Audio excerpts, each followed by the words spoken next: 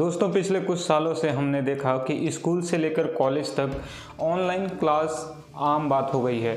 लेकिन सवाल ये है कि क्या हम ऑनलाइन पढ़ाई से वास्तविक ज्ञान हासिल कर रहे हैं या सिर्फ स्क्रीन के पीछे की एक छोटी सी कोशिश में लगे हुए हैं। आज के इस वीडियो में हम जानेंगे कि ऑनलाइन क्लास की वास्तविक दुनिया, इसके फ़ायदे, चुनौतियां और आखिर क्यों कुछ लोग कह रहे हैं कि ऑफलाइन नॉलेज अब धीरे धीरे ख़त्म होती जा रही है। अगर आपने भी कभी ये महसूस किया है कि ऑनलाइन क्लास के बाद कुछ याद नहीं रहा, तो यह वीडियो आपके लिए है। तो चलिए वीडियो शुरू करते हैं। सब्सक्राइब करो प्रेमटेक स्टोरी चैनल को।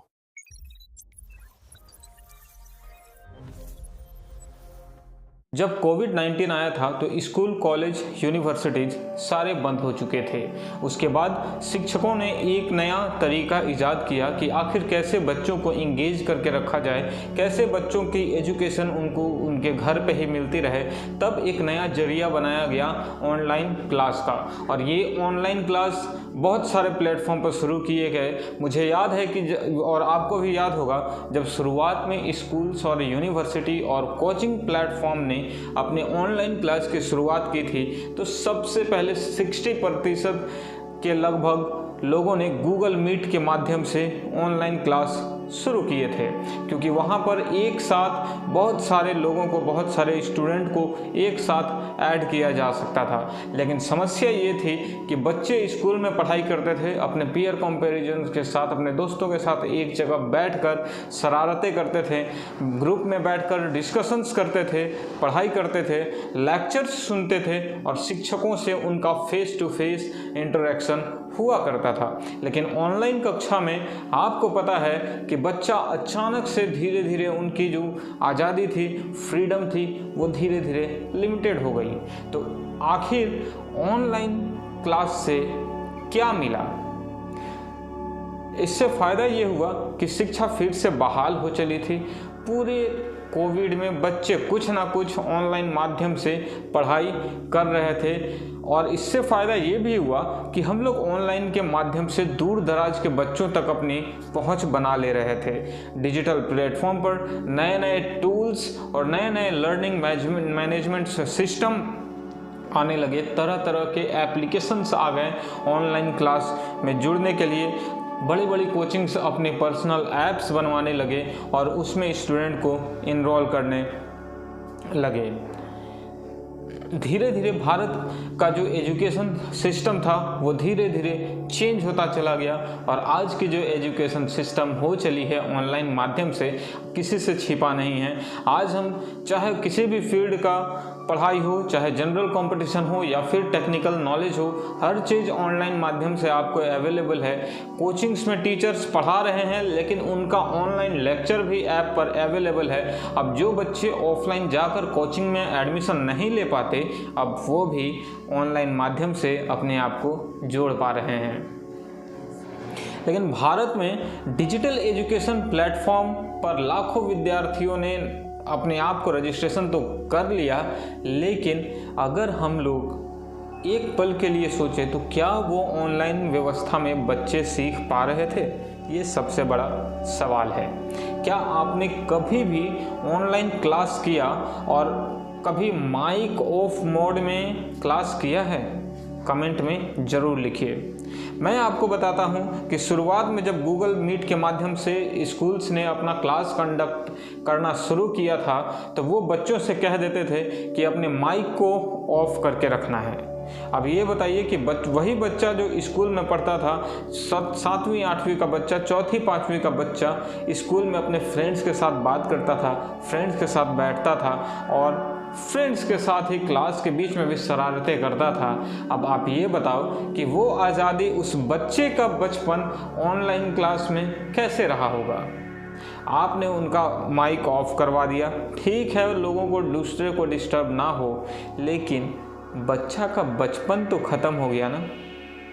कहीं कहीं आपने देखा होगा कि न्यूज़ में, शॉर्ट्स में आपने देखा होगा कि ऑनलाइन क्लास में माइक ऑन में कोई बच्चा कुछ भी कह दे रहा था, कोई भी आकर जुड़ कर उस टीचर को कुछ भी कह दे रहा था, कुछ भी कमेंट कर दे रहा था। तो ये उसकी बदमाशी नहीं, आप याद करिए कि ये शरारतें बच्चा स्कूल में भी करता था, तो ऑनलाइन में तो वो तो खोजेगा ही ना, क्योंकि बच्चा तो बच्चा है, ठीक है। लेकिन ये सारी चीज़ें बच्चा वो शरारत के माध्यम से भी स्कूल में सीखता है, इस कॉलेजेस में सीखता है, कोचिंग में सीखता है, लेकिन ऑनलाइन माध्यम में वो इंटरफेस उस बच्चे को नहीं मिला कभी। लेकिन जैसे जैसे समय गुजरता गया था, बात सामने आई कि सिर्फ स्क्रीन देखकर पढ़ लेने से उतना असरदार प्रभाव नहीं पड़ता जितना बच्चा स्कूल में पढ़ पा रहा था। तो जैसे हम अगर कुछ बात करें कि आखिर क्यों ये कारगर नहीं साबित हुआ, तो पहले बात करेंगे हम लोग सक्रिय भागीदारी की कमी, घर में डिस्ट्रैक्शन और कम पीयर इंटरेक्शन। मतलब आप ऑनलाइन क्लास में बच्चे को जोड़ जरूर ले रहे थे, लेकिन बच्चा अपने आप को वो फील नहीं कर पा रहा था कि मैं स्कूल में पढ़ रहा हूँ, मैं ग्रुप से बाहर हूँ, अपने फ्रेंड से नहीं मिल रहा हूँ। वो एक चार दीवारी में बंद कैदी की तरह सिर्फ वो ऑनलाइन एक वीडियो देख रहा था। अब आप ये बताओ कि ऑनलाइन माध्यम से अगर आप एक टीचर हो तो आप इसको महसूस कर पा रहे होगे कि बच्चा ऑनलाइन मोड में कितना पढ़ रहा था और कितना नहीं पढ़ रहा था। कभी कभी ये भी समस्या आती थी कि बच्चा, अगर आप पेरेंट्स हों तो आप अपने बच्चे को मोबाइल ज़रूर दे रहे थे पढ़ने के लिए, लेकिन आपका बच्चा उस समय थोड़ा सा पढ़ते पढ़ते, क्योंकि वो बच्चा को आदत नहीं थी ऑनलाइन क्लास करने की, वो बोर होकर वो दूसरे सेगमेंट में चला जाता और रील्स और वीडियोस देखने लग जाता। तो ये वो दौर था जहां बच्चे के पास मोबाइल भी नहीं था, उस बच्चे को भी हमने जानबूझकर मोबाइल पकड़ाकर, टैबलेट्स पकड़ाकर उसे मोबाइल का आदी बना दिया। दूसरी अगर हम लोग समस्या की बात करें तो वो निकल कर आई शारीरिक उपस्थिति और सोशल लैंग्वेजेस। ऑफलाइन क्लास में छात्र शिक्षक का इंटरेक्शन वाला फील ना होना। एक बच्चा जब स्कूल में जाता है तो अपने टीचर्स को फेस टू फेस जो इंटरेक्शन होता है ना, उसमें बच्चा फील करता है कि मैं स्कूल में हूँ।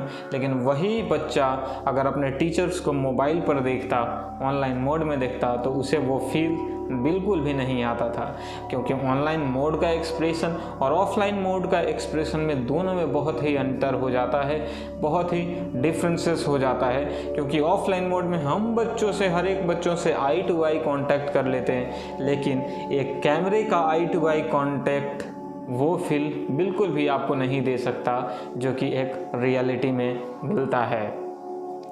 उसके बाद में अगली समस्या बताऊं तो वो है प्रयोगात्मक अनुभव या फिर लैब्स, ग्रुप डिस्कशंस और प्रोजेक्ट्स के बिना ऑनलाइन क्लास करना बच्चे के लिए बहुत ही हानिकारक है। हम लोग स्कूल में बच्चों को लैब्स प्रैक्टिस करवाते हैं, प्रोजेक्ट्स देते हैं, उन्हें उनका इवैल्यूएशन करते हैं, लेकिन क्या ऑनलाइन मोड में ये पॉसिबल था कि हम लोग उनका इवैल्यूएशन कर पाएँ अच्छे से? बिल्कुल भी नहीं। अगली समस्या अगर हम लोग बताएं ऑनलाइन मोड की क्लास में, तो वो था इंटरनेट और डिवाइस का समझौता या फिर उसकी असमर्थता। ग्रामीण शहरी विभाजन, मतलब अगर टेक्नोलॉजी के नज़रिए से हम लोग देखें तो शहरों में हर टेलीकॉम कंपनियों के नेटवर्क एकदम अच्छे होते हैं, लेकिन अगर आप बात करें ग्रामीण इलाकों में तो वहाँ आज भी ऐसे सुदूर इलाके हैं जहाँ पर किसी भी टेलीकॉम कंपनीज के मोबाइल नेटवर्क्स नहीं है। अब बताइए वहाँ के बच्चों को आप कैसे जोड़ पाओगे ऑनलाइन माध्यम में? ऐसे बहुत सारे एरिए हैं जहाँ पर आज भी बिजली नहीं है, नेटवर्क्स नहीं है, तो बच्चा वहाँ पर कैसे जुड़ पाएगा ऑनलाइन मोड में? तो ये बहुत सारी समस्याएं थी ऑनलाइन क्लास के दौर में। कोविड-19 ने हमें सिखा दिया कि हम हर सिचुएशन से जूझ जरूर सकते हैं, लेकिन हर सिचुएशन के अकॉर्डिंग लोगों को हम उस विचारधारा में नहीं ला सकते हैं। आप याद करो कि जब आप किसी बच्चे से पूछते थे कि क्या बच्चों आपको समझ में आया, जब विद्यार्थी कहता है कि मैंने क्लास देख ली लेकिन कुछ समझ में नहीं आया, तो ये सिर्फ उनका अनुभव नहीं, एक बहुत बड़ी समस्या है।